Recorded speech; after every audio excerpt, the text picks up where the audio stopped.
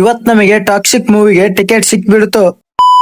Hi hello ನಮಸ್ಕಾರ, ನಾನ್ ನಿಮ್ಮ ಚಿರುಜೀವಿಟಿ. ಇವತ್ ಬೆಳಿಗ್ಗೆ ನಾನು ಮಲ್ಲಿ ಅಣ್ಣ ಬಂಕ್ ನಲ್ಲಿ ಪೆಟ್ರೋಲ್ ಹಾಸ್ಕೊಂಡು ತಾತನಿಗೆ ಪೆಟ್ರೋಲ್ ಕೊಟ್ಟಿವಿ.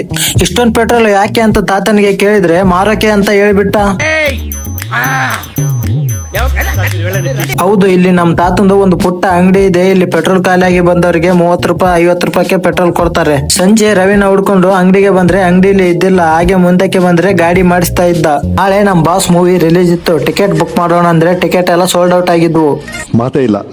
ಅದಕ್ಕೆ ನಾವು ಹೋಗಿದ್ದು ಗಂಗಾವತಿಯ ಶಿವೆ ಥಿಯೇಟರ್ಗೆ. ಇಲ್ಲಿ ಬಂದು ನೋಡಿದ್ರೆ ಬರೇ ಕಟ್ಔಟ್ಗಳು, ಒಂದೊಂದು ಕಟ್ಔಟ್ ಅಂತೂ ಸೈಕ್ ಆಗಿದ್ವು.